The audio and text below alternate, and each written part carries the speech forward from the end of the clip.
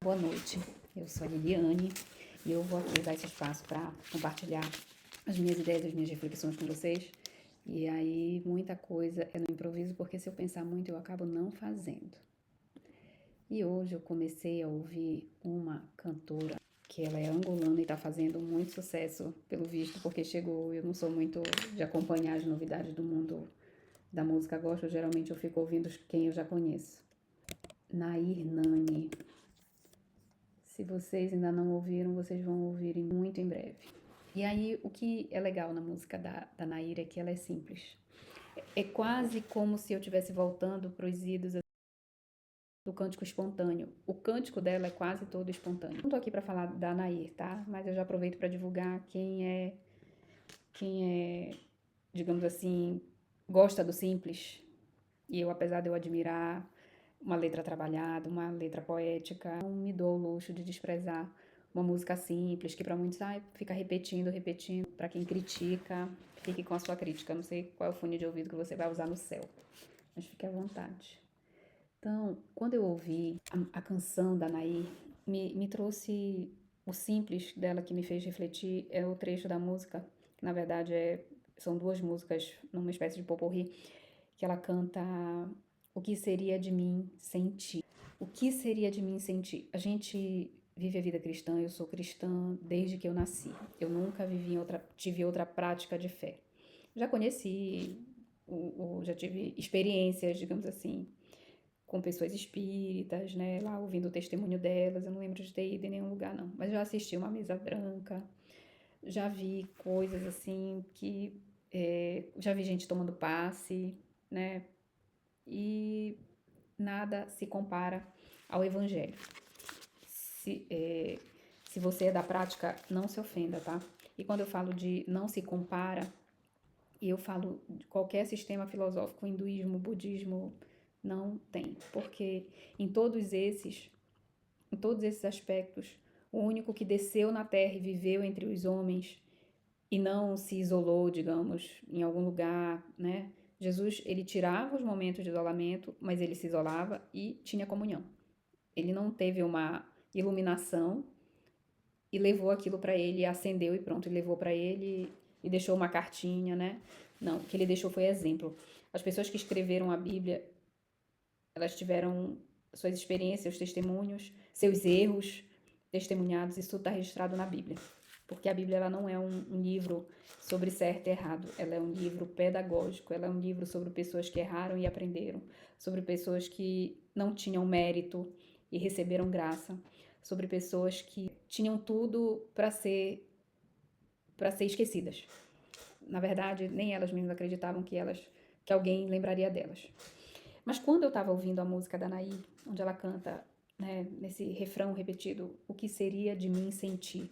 Ela tá falando dela, né? Ela sabe de onde ela veio, e eu acredito nesse testemunho, mas eu particularmente, quando eu penso na minha vida, que a gente fica tão ocupado e a gente, né, já vive a nossa vida cristã, jejua, tem alguma comunhão, né, faz ali alguma prática de justiça. O que é a prática de justiça? O jejum, a oração, a prática da leitura bíblica, meditação, e levanta todo dia para correr atrás, cumprir os compromissos, filho na escola, né, compromissos financeiros, compromissos de trabalho, prazos, etc. E quando você ouve essa música assim no meio do dia, e eu tenho aproveitado para ouvir no carro essa música, que eu recebi hoje, inclusive, assim, você para e pensa assim, parece que passa um filme na cabeça e você se pergunta, o que seria de mim sem ti, Jesus? Porque, de fato, quando tá tudo bem, sempre tem alguém perto de você. Mas quando tá tudo mal, quem resta, né? E levanta todo dia para correr atrás, cumprir os compromissos, filho na escola, né? Compromissos financeiros, compromissos de trabalho. Quando você ouve essa música assim no meio do dia, e eu tenho aproveitado para ouvir no carro essa música, que eu recebi hoje, inclusive, assim, você para e pensa assim, parece que passa um filme na cabeça e você se pergunta, o que seria de mim sem ti, Jesus? Porque, de fato, quando tá tudo bem, sempre tem alguém perto de você. Mas quando tá tudo mal, quem resta, né? Quem resta? quem resta, porque muitas vezes não é questão nem mesmo de você dividir o que você está sentindo com alguém.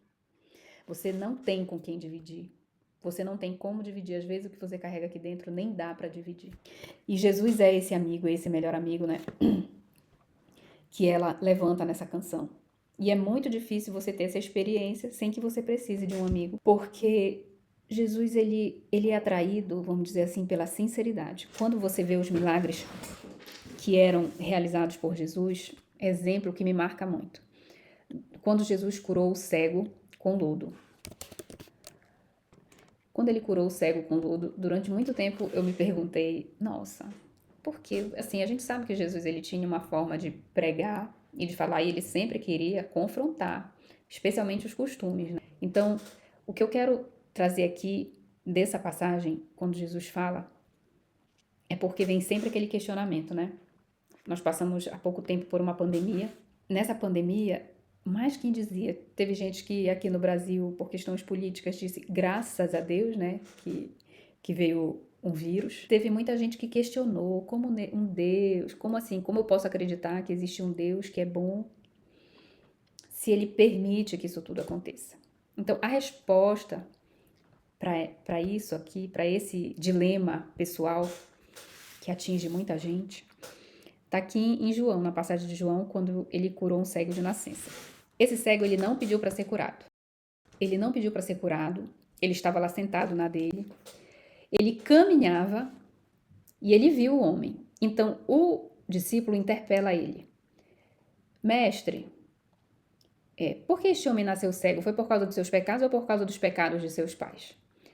E Jesus responde, nenhuma coisa nem outra, disse Jesus, mas para nele se mostrar o poder de Deus. Temos todos de fazer as obras daquele que me enviou. Enquanto é dia, a noite desce e todo o trabalho cessa. Enquanto eu estiver aqui neste mundo, eu sou a luz. Então aquele era o momento para ele operar. Então ele cuspiu no chão e, fazendo lama com saliva, espalhou-a sobre os olhos do cego e disse-lhe, vai lavar-te no tanque de Siloé. O homem assim fez e depois de se lavar voltou vendo. Eu vou encerrar por aqui. Não se preocupem, eu vou deixar na descrição do vídeo, eu vou deixar as referências. Há pouco tempo que eu, digamos assim, tive essa iluminação pela palavra, que eu me questionava, por que o lodo? O cara não pediu, o cego estava ali, ele não pediu, ele não... Tem uma outra passagem que fala, filho de Davi, tem compaixão de mim. É o cego correndo atrás de Jesus, pedindo para ele curá-lo. E naquele momento Jesus não usou artefato nenhum, ele só disse, o que tu queres? Ele disse, eu quero ver, e Jesus fez o que tinha de fazer, disse, quero que tu veja, e ele viu, acabou. Simples assim. Aqui não, né? Fica até uma coisa um pouco mística. Mas, na verdade, quando o discípulo interpela Jesus, como quem diz assim, Jesus, quem pecou? Quem é o culpado? De quem é a culpa desse mal? E Jesus disse, nenhuma coisa nem outra. Porque primeiro ele perguntou dos pecados dos pais ou se era o pecado dele. E Jesus disse, nem uma coisa nem outra, mas para que nele se manifeste o poder de Deus. Quando Jesus faz o lodo, que vem a revelação. O homem foi criado do barro. Né? Lá em Gênesis, você vai ler, eu não vou abrir o trecho agora, mas lá em Gênesis diz, né, que Deus formou o homem do pó da terra. Gente, se ele ficasse pegando areia, virar o que? O Homem-Areia lá do Homem-Aranha, né? Não, ele tinha que moldar aquilo, tinha que umedecer de alguma forma. Não sei se ele cuspiu, mas ele com certeza umedeceu com alguma coisa. Naquele momento, quando Jesus diz assim, quando Jesus cospe no chão e faz um lodo, o que eu tô vendo é Jesus dizendo assim, eu estava lá no começo. Eu estava no começo das coisas. Eu vi como o homem foi formado e ele foi formado perfeito. Perfeito. Pela desobediência de Adão, houve uma separação e o mal entrou no mundo. E o mal entrou de forma geral. Ele sempre vai buscar um meio de atingir. E como ele pode causar sofrimento para o ser humano. Só que quando você vê Jesus fazendo esse movimento de cuspir, pegar o lodo, ele está trazendo a memória. Só que quando você vê Jesus fazendo esse movimento de cuspir, pegar o lodo, ele está trazendo a memória de quem estava lá, de quem viu a criação e viu tudo ser criado para ser perfeito.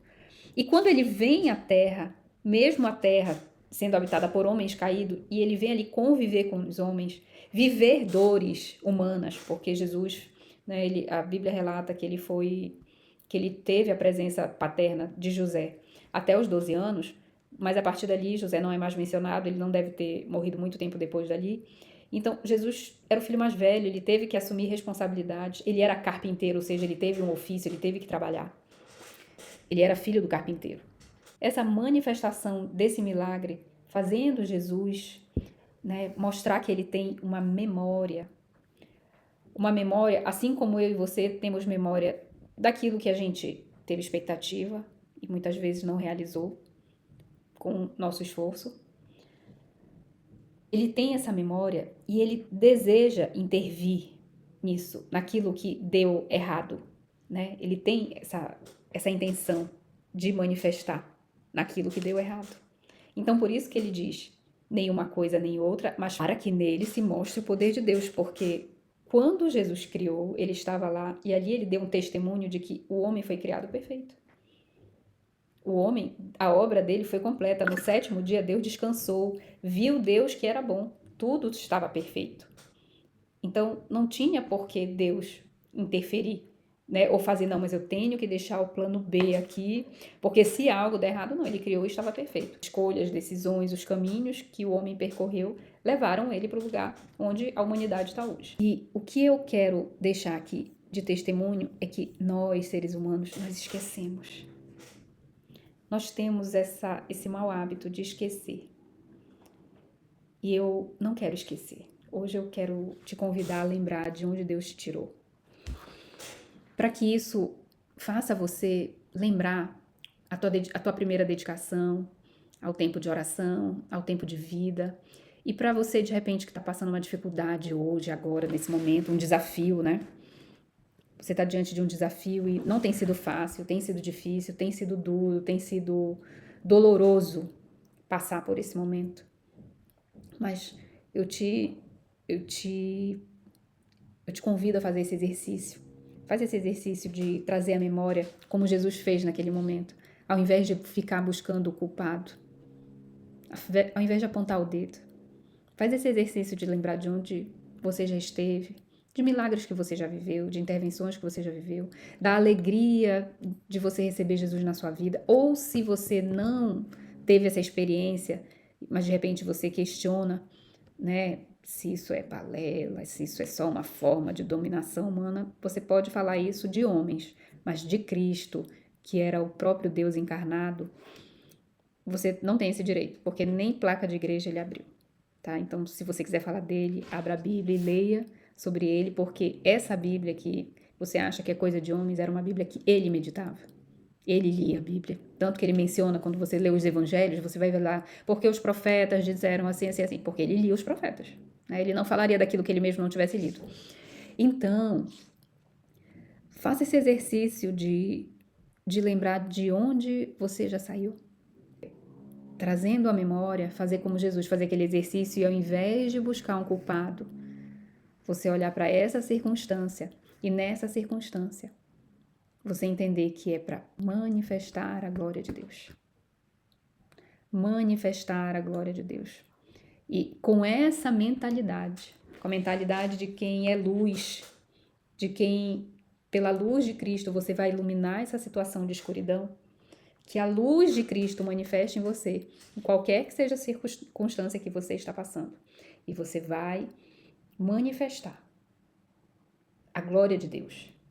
E não, a memória não será mais do problema ou da circunstância que você passou, mas sim da grande vitória, do grande êxito que você teve crendo, né, nessa palavra. Sob a tua palavra, Pedro disse, eu vou jogar a rede. Então eu quero te inspirar hoje sobre essa palavra.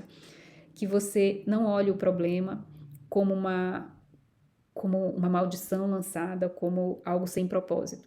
Olhe para isso e lembre, Deus criou tudo perfeito. O mal entrou, mas ele não nos deixou sós. Você tem a oportunidade, invocando o nome dele, o nome de Jesus, né? Pedindo na presença dele, orando com sinceridade, porque Deus é um Deus que ele visita os corações. Ele vai manifestar a você o entendimento, o conhecimento e até mesmo nesse momento de dor que você está passando, ele vai manifestar a você a sabedoria que você precisa para passar, mostrando que você não está sozinho. Então, fique em paz, fique com a graça de Jesus e que você, não importa a idade que você tem nessa palavra, é para você. Você pode estar na terceira série, você pode ter 80 anos.